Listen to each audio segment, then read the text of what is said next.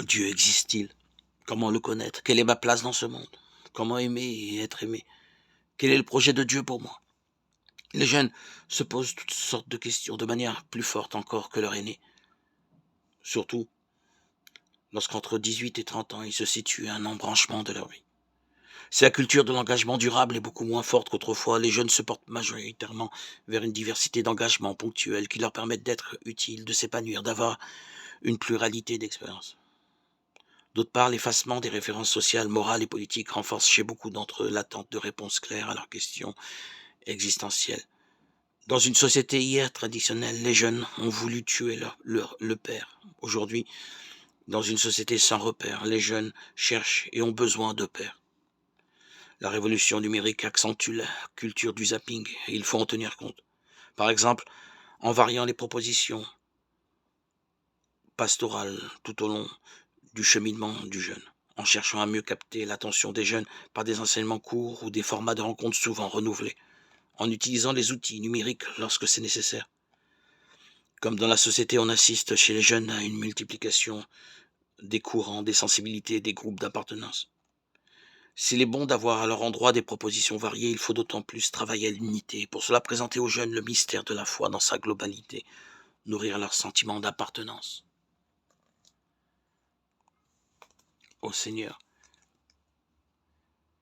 Il faut donc aider les jeunes à lutter contre la culture du provisoire et les faire grandir en autonomie.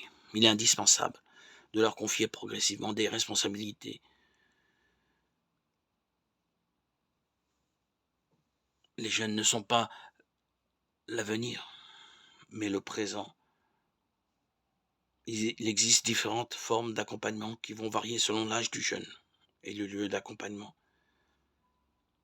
Un accompagnement éducatif, tout d'abord, c'est celui par lequel on aide un jeune à devenir adulte, à relire son histoire, à se connaître avec ses ombres et ses lumières. Dans cet accompagnement, le jeune a principalement besoin de reconnaissance et de compassion pour découvrir qui il est vraiment et prendre confiance en lui comme l'homme ou comme femme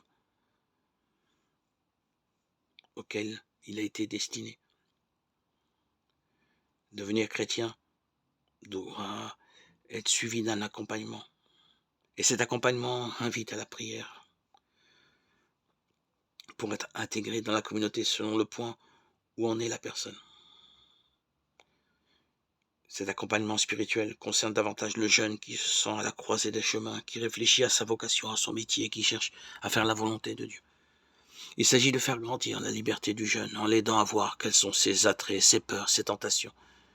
Il ne faut pas nécessairement voir une progression entre ces trois types d'accompagnement qui souvent sont mêlés, mais plutôt des réponses qui correspondent aux besoins spécifiques du jeune à un moment de son existence.